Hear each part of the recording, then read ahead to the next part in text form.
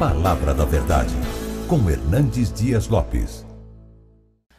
Então, todos com a Bíblia aberta, por favor, em Romanos 3, a partir do verso 27, e todo o capítulo 4. Paulo pergunta assim: onde, pois, a jactância? Foi de todo excluída? Por que lei? Das obras? Não, pelo contrário, pela lei da fé. Concluímos, pois, que o homem é justificado pela fé, independentemente das obras da lei. É porventura Deus somente dos judeus? Não é também dos gentios? Sim, também dos gentios. E visto que Deus é um só, o qual justificará por fé o circunciso, mediante a fé o incircunciso. Anulamos, pois, a lei pela fé? Não, de maneira nenhuma. Antes, confirmamos a lei. Ora, capítulo 4. Que, pois, diremos ter alcançado Abraão, nosso pai segundo a carne? Porque se Abraão foi justificado por obras, tem de que se gloriar, porém não diante de Deus. Pois que diz a Escritura: Abraão creu em Deus e isso lhe foi imputado para a justiça. Ora, o que trabalha, o salário não é considerado como favor, e sim como dívida. Mas ao que não trabalha, porém crê naquele que justifica o ímpio, a sua fé lhe é atribuída como justiça.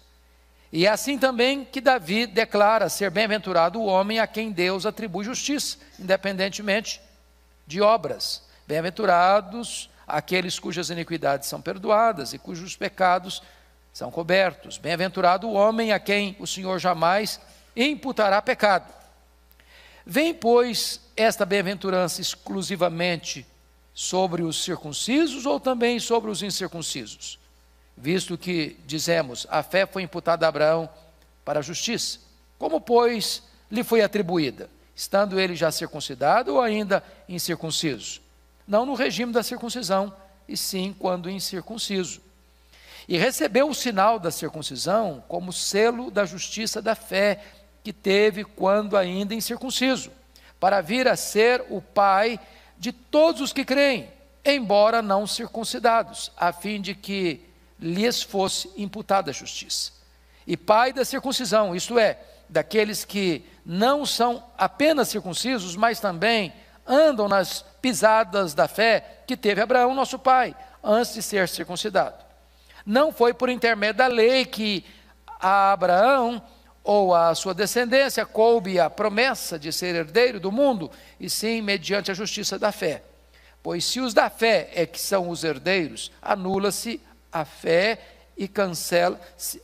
Pois se os da lei é que são os herdeiros, anula-se a fé e cancela-se a promessa. Porque a lei suscita ira, mas onde não há lei, também não há transgressão.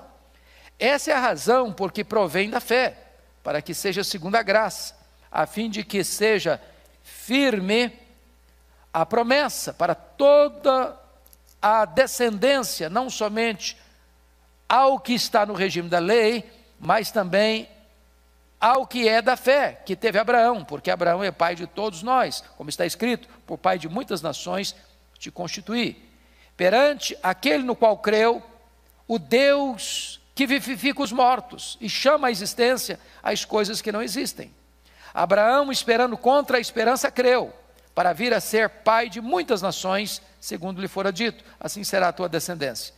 E sem enfraquecer na fé, embora levasse em conta o seu próprio corpo amortecido, sendo já de 100 anos e a idade avançada de Sara, não duvidou por incredulidade da promessa de Deus, mas pela fé se fortaleceu, dando glória a Deus, estando plenamente convicto de que ele era poderoso para cumprir o que prometera.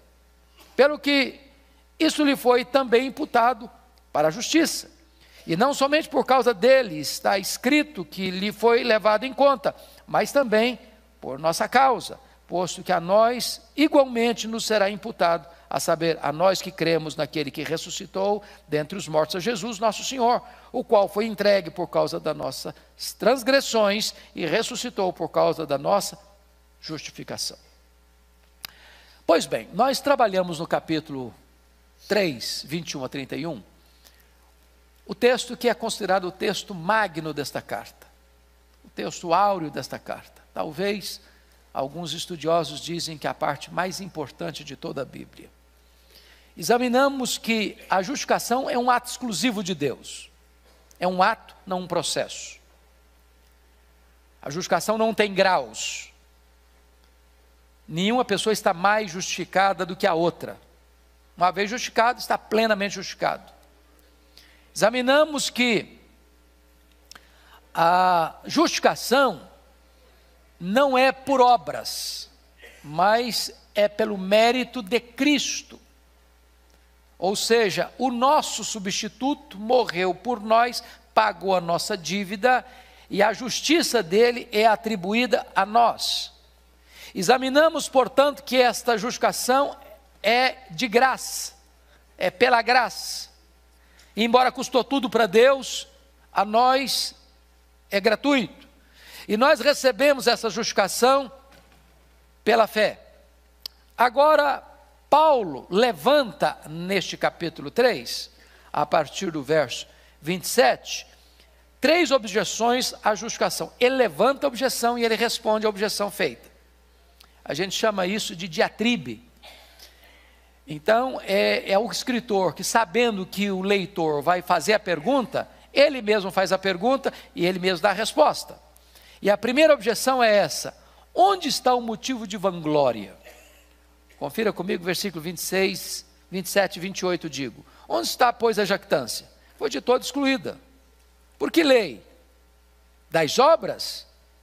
Não, pelo contrário, pela lei da fé. Concluímos, pois, que o homem é justificado pela fé, independentemente das obras da lei. Então a pergunta é o seguinte: é possível que uma pessoa justificada pela fé se apresente peito estufado, e assim com muita soberba e arrogância, né? Eu estou justificado? É possível alguma jactância? Algum orgulho, alguma vaidade? Absolutamente não. Porque não é mérito seu. Você não construiu isso. Você não trabalhou para isso. Você não mereceu isso. Você não fez por onde. Então, a grande questão é que, se você quiser comparar a justiça de Deus aqui com a justiça dos homens, você está encrencado. Porque na justiça dos homens, não é justo o justo justificar o injusto. Na lei dos homens, é justo o justo justificar o justo. Mas Deus não justifica o justo. Deus justifica o injusto. Porque o injusto, não tendo justiça própria, recebe a imputação do justo a ele. Eu sou injusto, mas o justo, meu substituto, meu fiador, morreu por mim. E a justiça dele é atribuída a mim. Portanto, a justiça que eu tenho não é minha, é atribuída a mim, é colocada na minha conta. Por isso, não há espaço nenhum para qualquer soberba, para qualquer jactância, para qualquer vaidade. Então, respondida a primeira objeção. Segunda objeção: onde está a exclusividade dos judeus? Versículos 29 e 30. É porventura Deus somente os judeus? Não é também dos gentios? Sim, também dos gentios, visto que Deus é um só, o qual justificará por fé o circunciso judeu e mediante a fé o incircunciso gentio. Porque a ideia dos judeus é essa: Deus é nosso, Deus é patrimônio nosso, Deus é exclusivo nosso, Deus é só para nós, a nós pertencem todas as bênçãos, aos gentios todas as maldições. A grande pergunta de Paulo é essa: o projeto salvador de Deus alcança só os judeus? Só os da circuncisão? Não é Deus também dos gentios?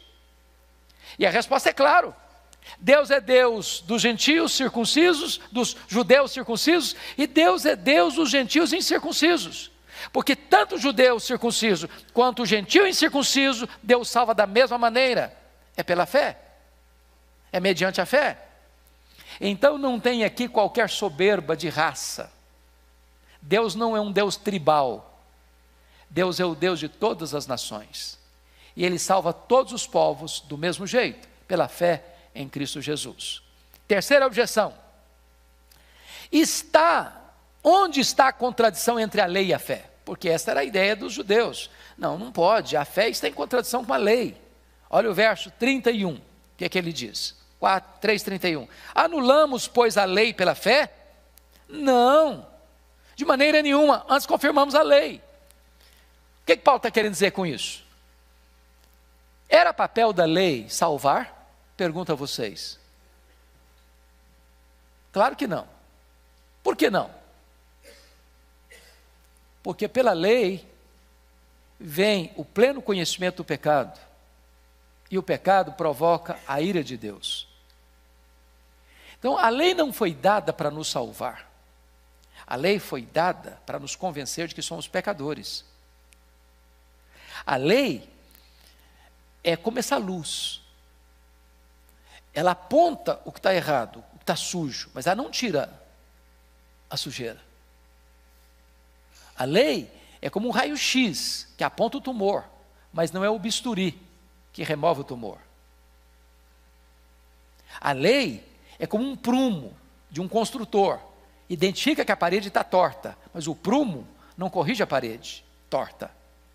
A lei veio apenas para diagnosticar quão pecadores nós somos, mas a lei não tem o poder de nos salvar. Por isso o papel da lei é de um aio, é de um pedagogo, que nos toma pela mão, uma vez que ele identificou e constatou e provou que eu sou pecador, diz: agora que você reconhece que você é pecador, vou te levar a alguém que resolve o seu problema. E esse alguém é Cristo. O fim da lei é Cristo. Então não há contradição entre a lei e a fé, porque na verdade a lei tem exatamente esse propósito de provar que eu sou pecador e abrir para mim, e levar a mim, e conduzir a mim àquele que me salva pela graça mediante a fé. Mas agora nós vamos entrar no capítulo 4, porque havia uma grande questão. A questão é o seguinte: Paulo, você tem... Pois não, meu amado. O verso 30. Isso. O circunciso.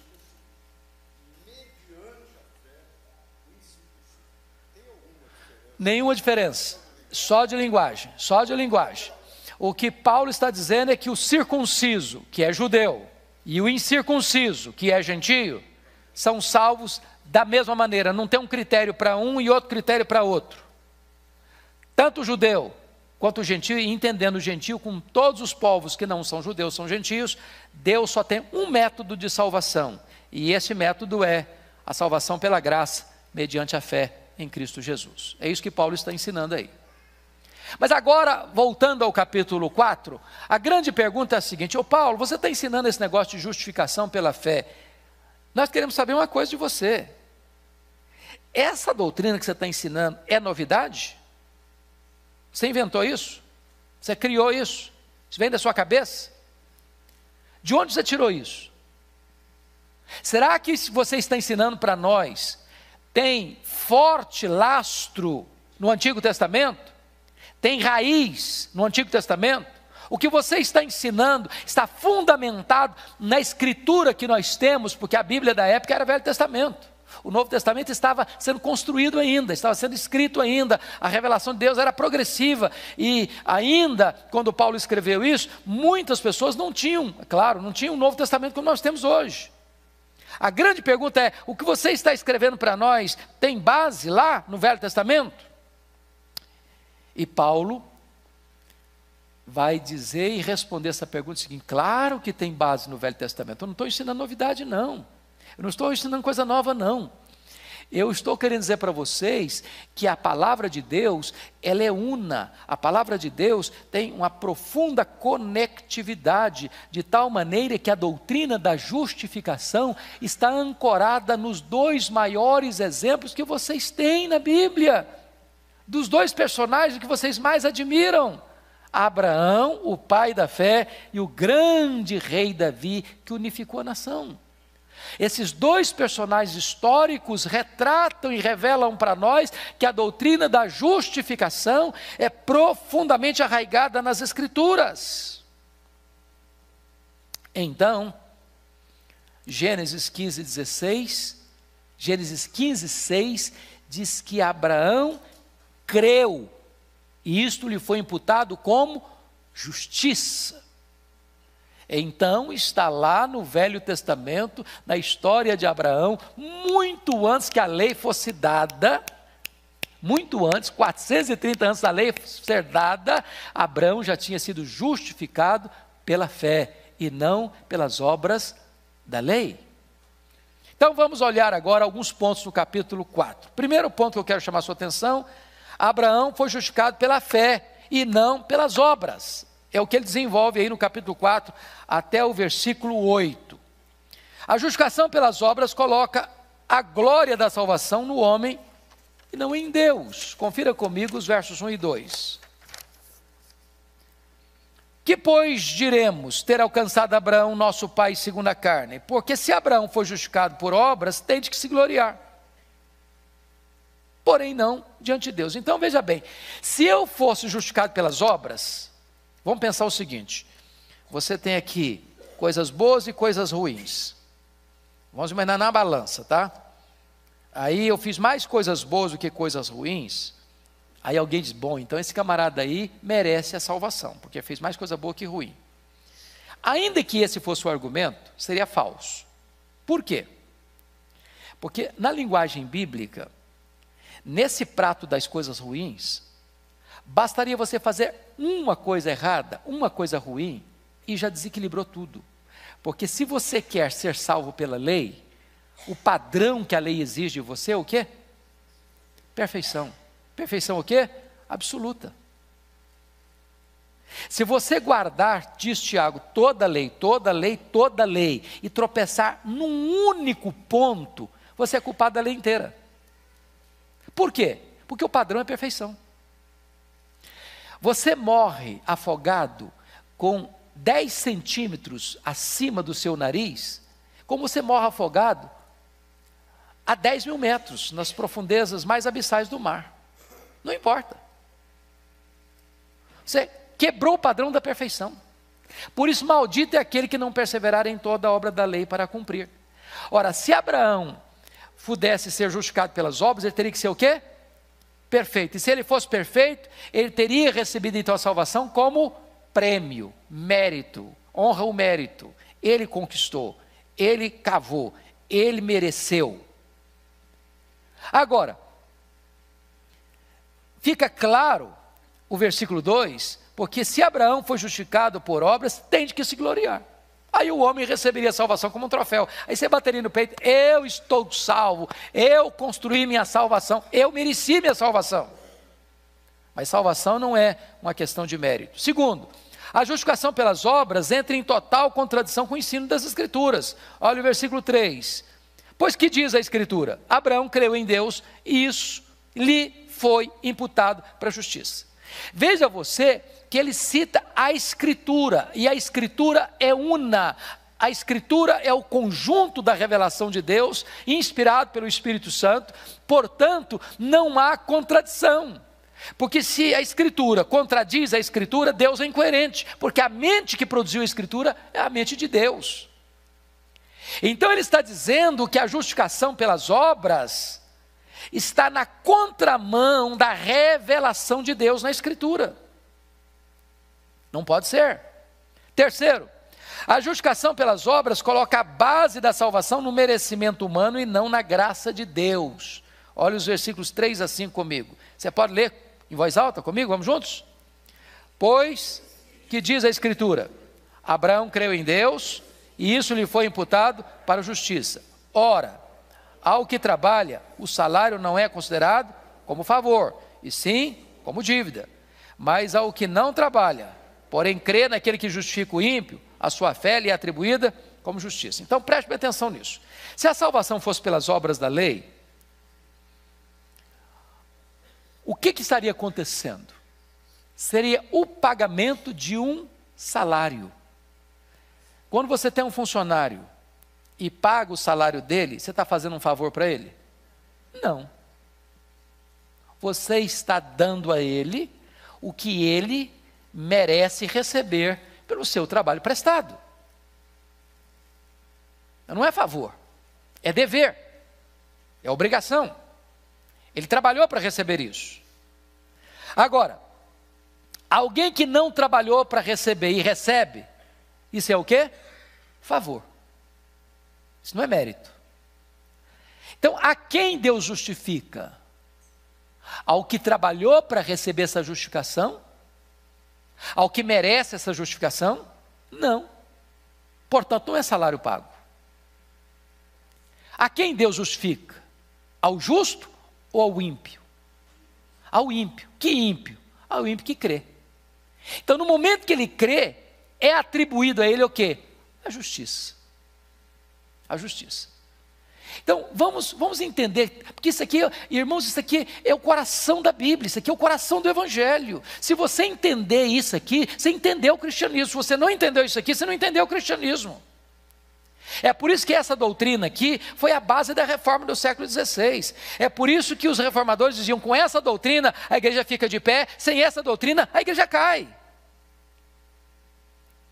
Vejam vocês, nós somos pecadores, certo? Nós pecamos de que maneira?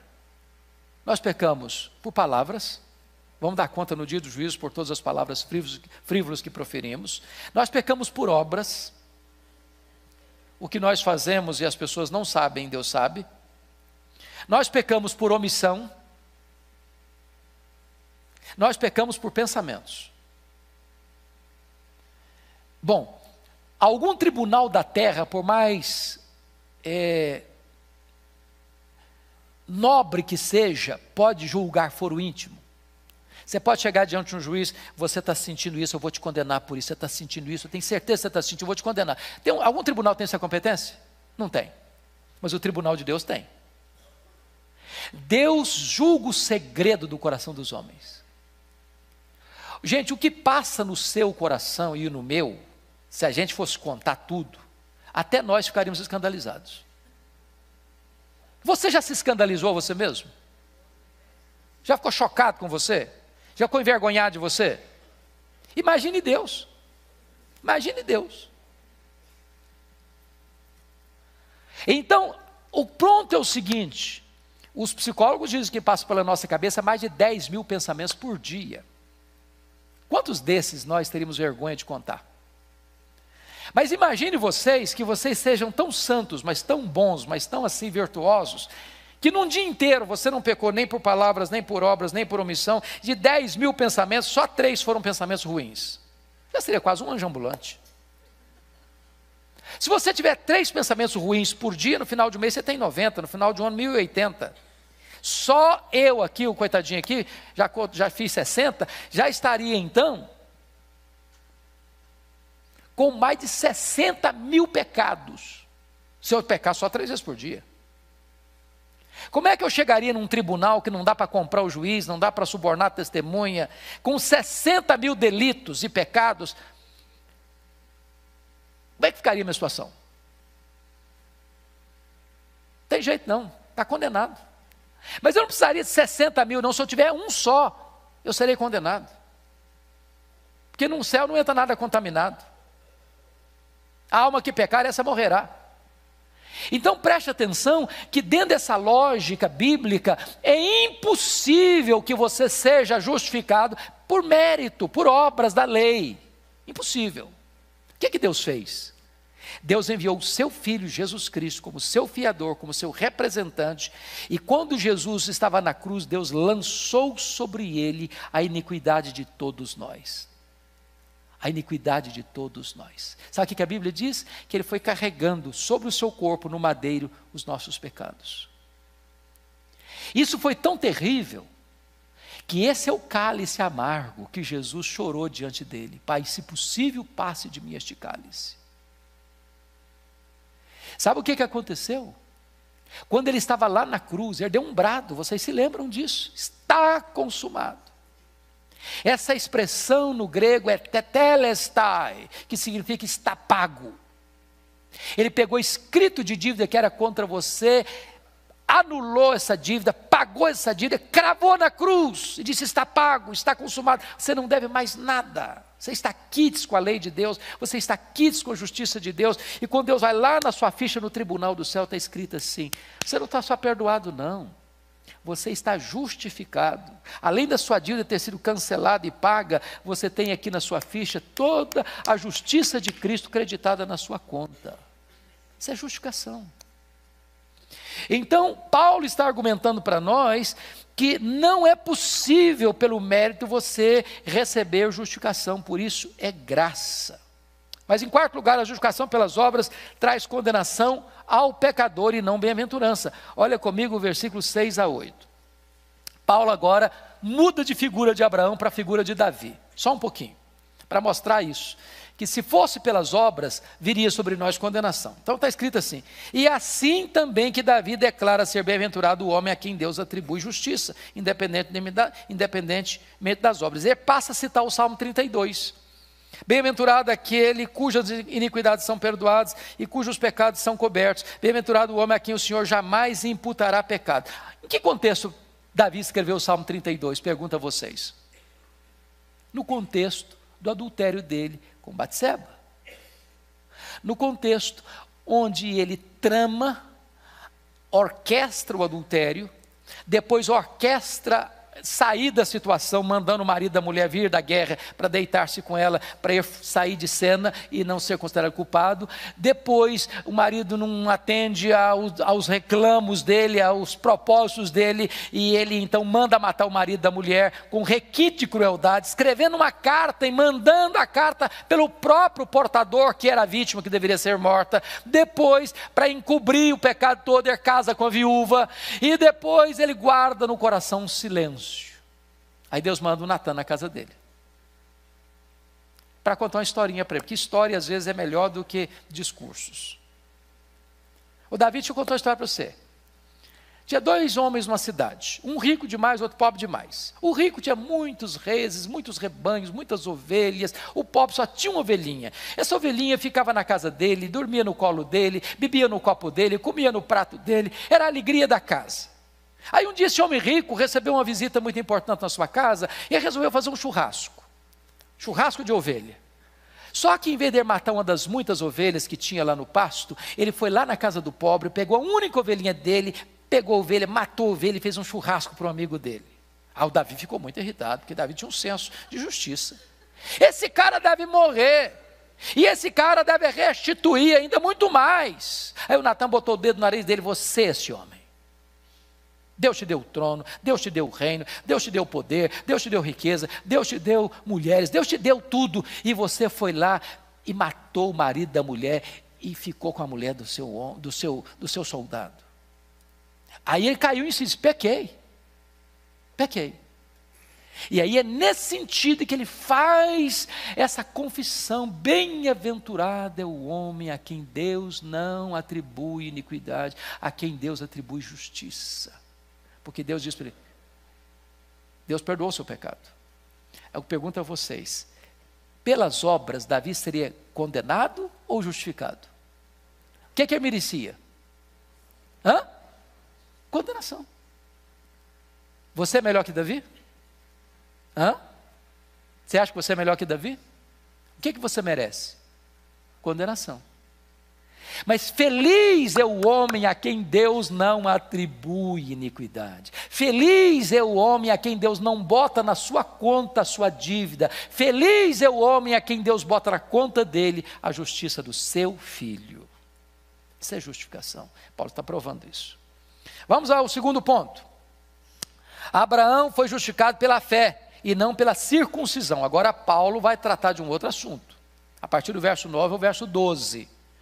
Notem vocês que o judeu tinha um negócio assim muito assim zeloso com o negócio da circuncisão. Para eles, o camarada está circuncidado, está salvo. Não está circuncidado, está perdido, né?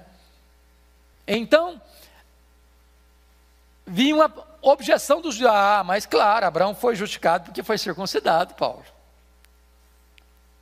É claro, aí ele foi circuncidado, ele é especial. Ele é o escolhido de Deus, foi circuncidado, então tá, tudo bem. Aí Paulo vai refutar essa tese dos judeus. De que maneira? Vamos lá. Primeiro, a circuncisão não é a causa, mas a consequência da justificação. Olha o versículo 9 comigo. Vem, pois, esta bem-aventurança exclusivamente sobre os circuncisos ou também sobre os incircuncisos? Visto que dizemos: a fé foi imputada a Abraão para a justiça. Então a pergunta é: a justificação vem só para as pessoas que são circuncidadas ou para as pessoas que não foram circuncidadas? Resposta: para quem que vem a justificação? Para todos. Qual a prova que Paulo dá?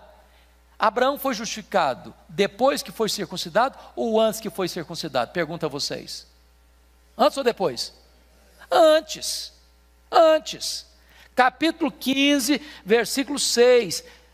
Abraão creu, isso foi imputado a ele como justiça. Ele só vai ser considerado mais tarde, lá no capítulo 17.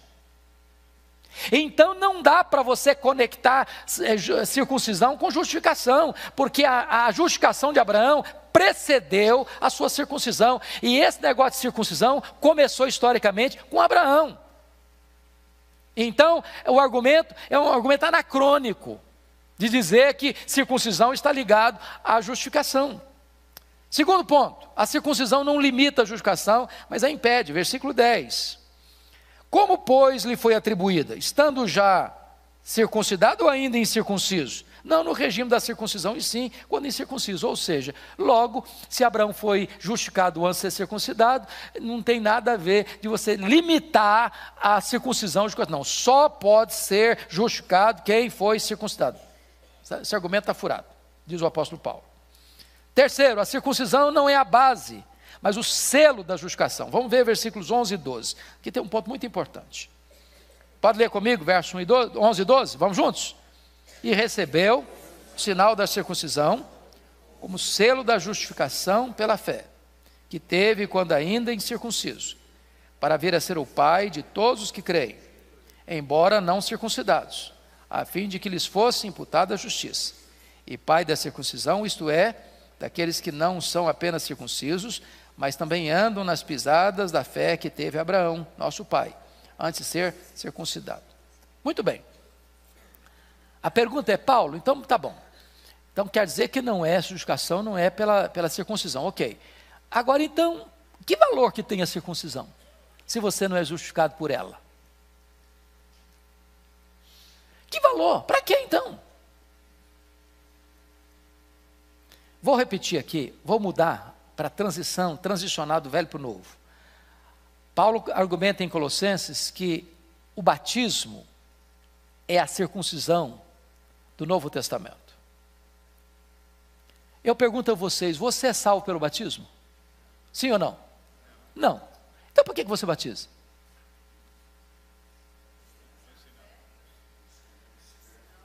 O aspecto então é que a circuncisão é um selo dessa fé.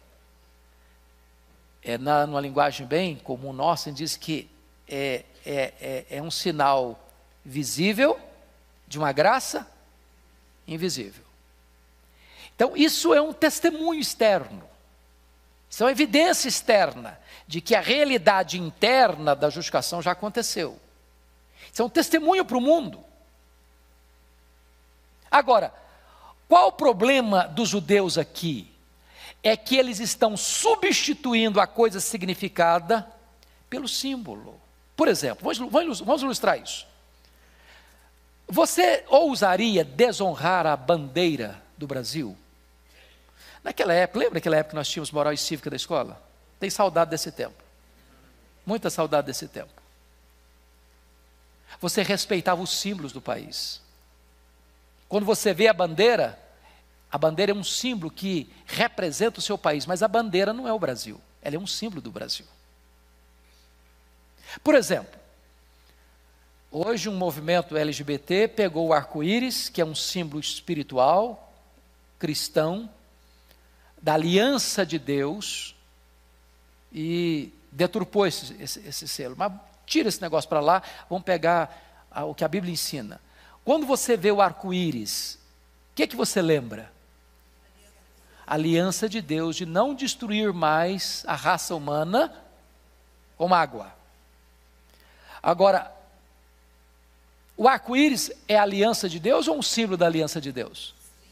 É um símbolo da aliança de Deus. Então preste bem atenção. Vamos pegar outro exemplo. Vamos pegar o exemplo do anel. Anel de noivado.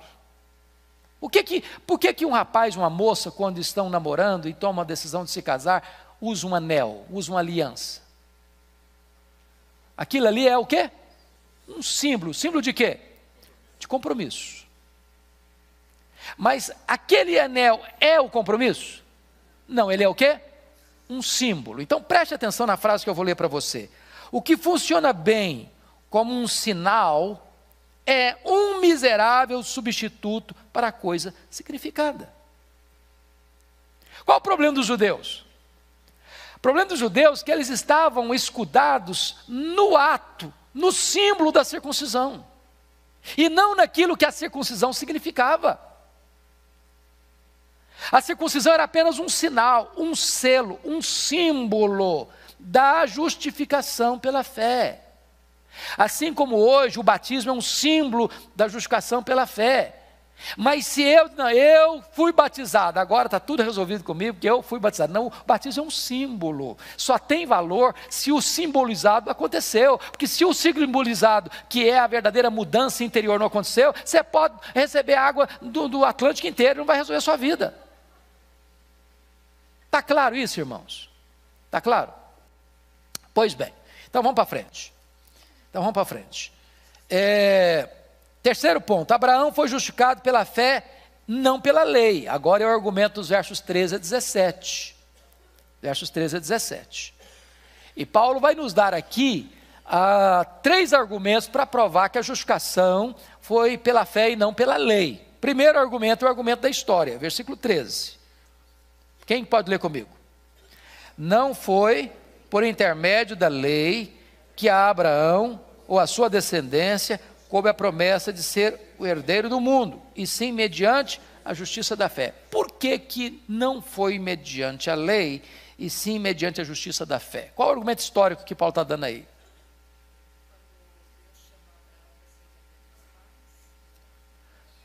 Não, no momento em que ele foi justificado, lá em Gênesis 15, 6.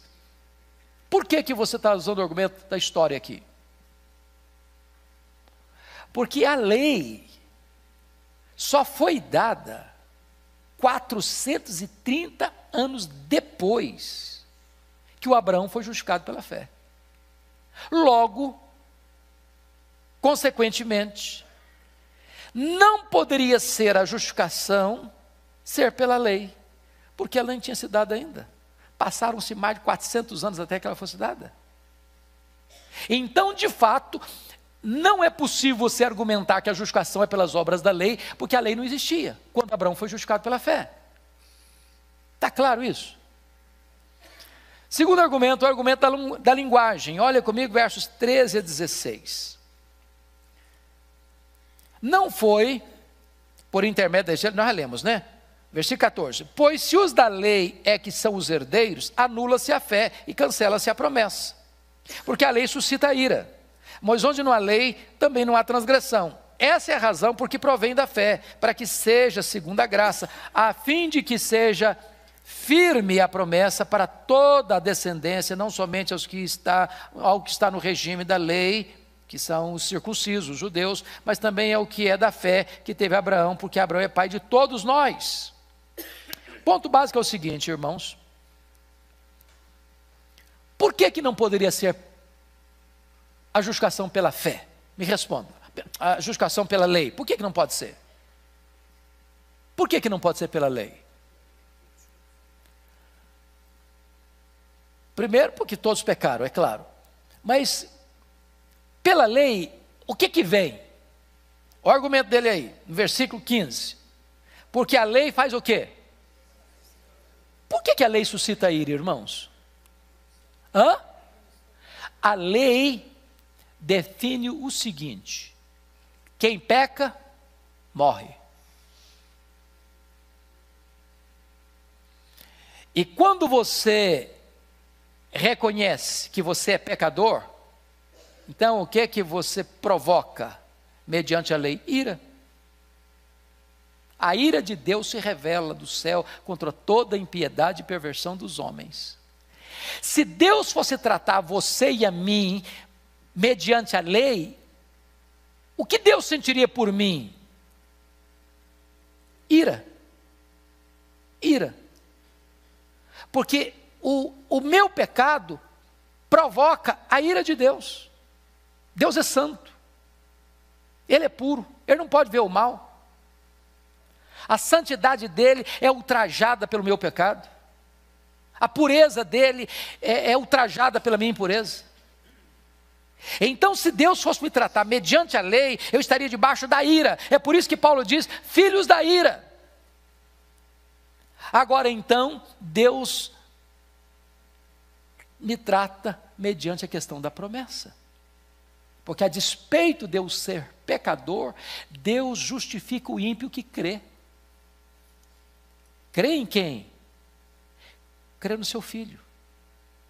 Porque no momento em que você crê no seu filho, você está fazendo uma coisa. Vamos entender isso, irmãos. Quando você crê em Jesus, o que implica isso? Implica em você entender intelectualmente e entender isso no seu coração, que outra alguém, justo e santo, assumiu o seu lugar, morreu em seu lugar, pagou a sua dívida. Preste atenção nisso. O perdão de Deus não é um perdão barato. Perdão de Deus não significa Deus, não, você errou, não tem problema não, esquece, isso não é tão grave assim não. É assim que é o perdão de Deus? Não é. O perdão de Deus, irmão, significa o seguinte, eu ilustrei isso na aula passada, vou tornar a ilustrar aqui hoje, porque tem muita gente nova. Por exemplo, vocês conhecem alguns países, o presidente, ou seja o nome que quiser dar a autoridade máxima do país, alguns lugares esse presidente tem competência de dar indulto, mesmo a uma pessoa condenada à morte. Então imagine o seguinte, um cidadão matou o seu próximo de forma violenta, de forma cruel, por motivos torpes, foi condenado à prisão e, indo a julgamento, foi condenado à pena capital. Aí há um apelo do povo, um apelo das organizações internacionais, seja o que for. Esse presidente dá a esse indivíduo condenado à morte indulto, perdão. Eu pergunto a vocês, essa decisão é uma decisão justa?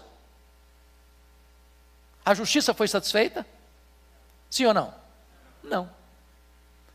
Então, esse perdão não é baseado na justiça. A pergunta que eu faço agora é outra.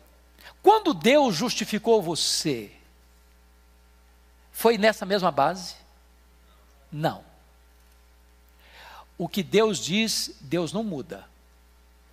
A alma que pecar, essa morrerá.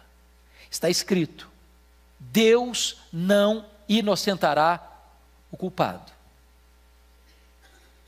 Então o que Deus fez para resolver isso? Deus envia seu Filho como nosso substituto, como nosso representante, como nosso fiador. E Deus leva o seu Filho à cruz. Vamos entender isso. Quem levou Jesus à cruz não foi Judas, não foi Pedro, não foi o Sinédrio, não foi Pilatos, não foram os soldados. Quem levou Jesus à cruz foi o Pai, por amor. Ele não poupou a seu próprio filho. Isaías diz que agradou ao Pai, ao Deus, moê-lo naquela cruz. Então, quando Jesus morre naquela cruz, o que Deus está fazendo? Deus está satisfazendo plenamente a lei dele que foi violada e atendendo plenamente a justiça dele, reivindicando plenamente a justiça, de tal maneira que quando Deus perdoa o seu e o meu pecado, Deus está não apenas dizendo, não tem problema não, você é culpado mesmo, você merece mesmo, mas eu vou e tirar isso de você. Não, Deus está dizendo o seguinte, eu estou punindo o seu pecado no meu filho, satisfazendo o meu filho a sua justiça, fazendo o meu filho a minha justiça e a minha lei. Agora eu estou perdoando você, que você não tem mais dívida, sua dívida foi paga. E mais do que isso, estou depositando na sua conta toda a justiça do meu filho. Irmãos, isso é glorioso. Isso é o Evangelho. Então, notem vocês, no versículo o argumento agora da teologia, dos versículos 16 e 17. Vamos ver juntos? 16 e 17. Pois essa é a razão porque provém da fé, para que seja segundo a graça, a fim de que seja, a minha Bíblia dobrou exatamente aqui, está incluindo as letras, seja firme a promessa para toda a descendência, não somente ao que está no regime da lei, mas também ao que é da fé que teve Abraão, porque Abraão é pai de todos nós, como está escrito, por pai de muitas nações te constituí, perante aquele no qual creu, o Deus que vivifica os mortos e chama à existência as coisas que não existem. Então preste atenção num ponto, Abraão é pai de quem? Pai de quem? Dos judeus?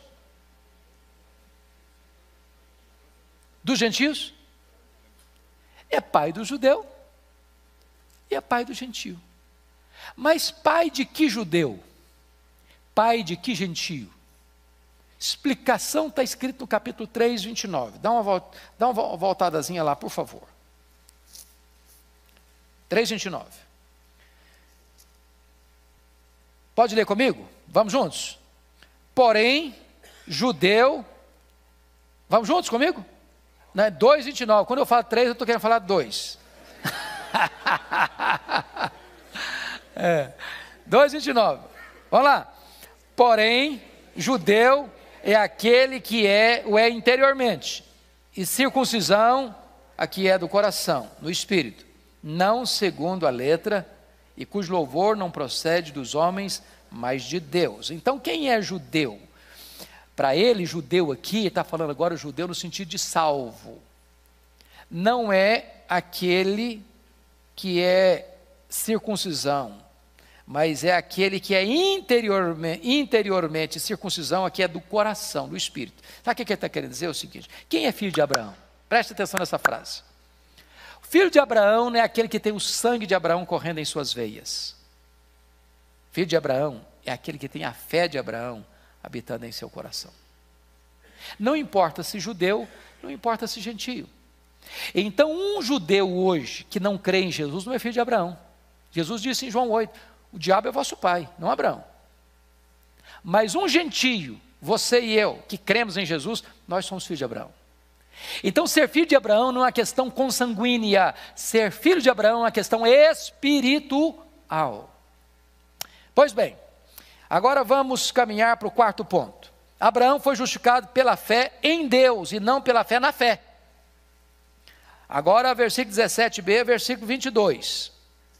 Confira aí comigo, por gentileza. Perante aquele no qual creu, o Deus que vivifica os mortos e chama à existência as coisas que não existem. Então vamos pegar alguns pontos aqui. Abraão foi justificado pela fé em Deus, não pela fé na fé. Essa fé não é apenas assentimento intelectual. Agora nós estamos tratando de uma questão de mudança. Quantos anos tinha Abraão? Quando Deus mudou o nome dele para Abraão? 99 anos. Com que idade o Isaac nasceu? Ele tinha quantos anos? 100 anos. Ele disse que o corpo dele estava o quê? Amortecido. Do ponto de vista humano, nós diríamos o seguinte, biologicamente o corpo dele estava morto. Além da idade avançada da Sara, 90 anos, além do fato que ela também ainda era estéril. Então o que está acontecendo aqui? A probabilidade humana do Isaac nascer era 0. 0. Agora, note você que ele creu que Deus, que vivifica os mortos, cumpriria sua promessa. Então não estou falando aqui de uma fé puramente intelectual. Estou falando de uma fé que tem ação. De uma fé que crê que Deus, ao prometer, ainda que a circunstância seja 100% desfavorável, vai acontecer o que Deus prometeu. E essa fé de Abraão nós precisamos ter, irmãos. Quantas vezes nós somos guiados apenas pela lógica, pela probabilidade? por aquilo que o homem pode fazer, por aquilo que a ciência pode resolver, por aquilo que o nosso dinheiro pode comprar, por aquilo que a nossa saúde pode alcançar. Abraão demonstra aqui não apenas a crença numa doutrina, Abraão demonstra aqui a confiança numa pessoa. Porque cristianismo é muito mais do que intelecto, irmãos. É intelecto, é sim. Crer, como John Stott, é também pensar. Mas cristianismo é mais do que você ter na sua cabeça verdades lúcidas, claras, cristalinas. Cristianismo é relacionamento pessoal com o Deus Todo-Poderoso. E mesmo diante das circunstâncias impossíveis da vida, você crê que se Deus prometeu, Ele é fiel para cumprir. Isso nos remete a Gênesis 22. E a Hebreus 11, por que Abraão levou o filho Isaque lá para o Monte Moriá para sacrificá-lo? Vocês acham que Abraão acreditava que ele não iria ser sacrificado? À luz do texto de Gênesis e de Hebreus 11? Vocês acham isso? Em momento algum Abraão pensou que ele não fosse sacrificado. O que estava no coração de Abraão à luz de Hebreus 11? É que Deus faria o que com ele? Que Deus o ressuscitaria. Agora eu pergunto a vocês, quantos exemplos de ressurreição tinha até então? Nenhum. Nenhum. Isso é fé. Mas por que ele acreditava que Deus podia ressuscitá-lo? Por uma razão muito simples. Deus já havia dito para ele que tem comigo que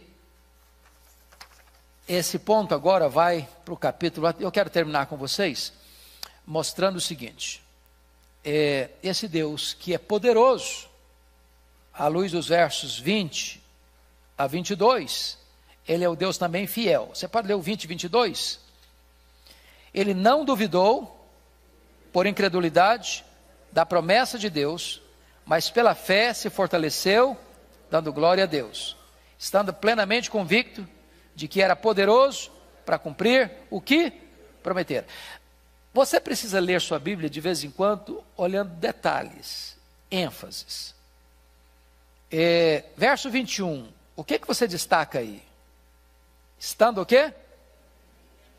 Você pode estar convicto, pode, mas você pode estar plenamente convicto. É diferente? É diferente. Estou convicto. Já é muito forte, mas eu estou plenamente convicto. Estou dizendo o seguinte: eu não deixo nenhuma fresta para dúvida, para incerteza. Plenamente convicto de que Ele é o quê? Poderoso para cumprir o quê? Prometeu. Então ele está dizendo duas coisas aí: Deus é poderoso e Deus é fiel. Deus é poderoso e fiel. Último ponto para nós terminarmos: Abraão foi justificado pela fé, não isoladamente, mas como exemplo de todos os que creem. Olha agora comigo. Primeiro, a justificação, tanto na antiga como na nova dispensação, é pela fé. Versos 23 e 24. E não somente por causa dele está escrito que ele foi levado em conta, mas também por nossa causa, posto que nós igualmente... porque a nós igualmente nos será imputado, a saber, a nós que cremos naquele que ressuscitou dentre os mortos, a Jesus nosso Senhor. Ele está dizendo o seguinte, que tanto com Abraão, quanto com você hoje, Deus opera do mesmo jeito. O que foi escrito lá, foi escrito para nós. Isso é maravilhoso. A Bíblia foi nos dada, irmãos, lá atrás, para encorajar a gente aqui. É por isso que você tem que ler a Bíblia. Que quando você lê a Bíblia, você encontra que esse Deus que é fiel, que é poderoso, ele lá atrás estava escrevendo aquilo, registrando sobre Abraão, para encorajar você hoje, em pleno dia 26 de agosto de 2018. Eu fiz lá, eu faço aqui, eu não mudo. É por isso que vocês não são destruídos, eu não mudo. A minha palavra não muda, a minha promessa não muda, o meu jeito de ser não muda, a minha maneira de agir não muda. Nessa base vocês podem estar firmados. Finalmente, A justificação, tanto na antiga como na nova dispensação, tem como base a morte e a ressurreição de Cristo. Vamos ler o último versículo? Olha que coisa preciosa. Vamos lá? O qual foi entregue por causa das nossas transgressões e ressuscitou por causa da nossa justificação. Louvado seja Deus. Notem que Paulo conecta morte e ressurreição. Por quê? Por quê? Porque a morte de Cristo não teria validade se ele não tivesse o quê? Ressuscitado. Se Cristo não ressuscitou, é vã a nossa pregação, é vã a vossa fé, somos falsas testemunhas de Deus, permanecemos nos nossos pecados, não temos esperança, somos os mais miseráveis de todos os homens. Mas a pergunta é, por que Jesus morreu? Pelas nossas transgressões. Essa é a teologia bíblica, lá em 1 Coríntios 15:3. Ele morreu pelos nossos pecados, segundo as Escrituras. Foi sepultado e ressuscitou, segundo as Escrituras. O que significa isso? Significa que a morte dele não foi um acidente e a ressurreição dele não foi uma surpresa. Ele morreu pelas nossas transgressões. Ele pagou nossa dívida. Mas ao ressuscitar, ele então garante que aquela morte pelos nossos pecados valeu. Valeu. Então Deus agora pode declarar você justo diante do seu tribunal. Você não deve mais nada. Você está quites com a lei de Deus. Você está quites com a justiça de Deus. E eu só quero concluir com mais 2, 3 minutinhos para explicar um ponto importante aqui. Porque talvez alguém possa levantar a seguinte dúvida. Pastor, ok, estou justificado, estou quites com a lei de Deus, com a justiça de Deus, mas eu continuo pecador. E o que é que eu faço com os meus pecados agora? Deixa eu dizer uma coisa importante. Quando você foi justificado dos seus pecados do passado, dos seus pecados do presente, dos seus pecados do futuro. Significa então que você não tem o risco de perder salvação. Não se perde salvação. Salvação é uma garantia eterna. Porém, você que outrora estava debaixo da ira de Deus e era um réu diante de um juiz, agora você mudou de status. Agora você é membro da família, é um filho diante de um pai. Então agora seus pecados cometidos não levam você mais à condenação, mas levam você a uma quebra de relacionamento. Então qual é a atitude de um crente quando peca? Está escrito, se confessarmos os nossos pecados, Ele é fiel e justo para nos perdoar os pecados e nos purificar de toda a injustiça. Por que fiel? Por que justo? Fiel porque Ele prometeu. Justo porque Ele já puniu o seu pecado na cruz do seu Filho e agora basta você reconhecer que você pecou. Homologuel é a palavra de onde vem homologar, se confessarmos. Agora você reconhece, agora você confessa e agora Deus olha para a cruz do seu Filho e diz, esse pecado eu já puni na cruz do meu Filho, não vou punir mais em você. Você que está arrependido, você está perdoado. Louvado seja Deus, porque todo momento, a todo instante, nós podemos recomeçar e recomeçar e recomeçar esta relação de intimidade com Deus. Fruto de quê? Da justificação pela fé.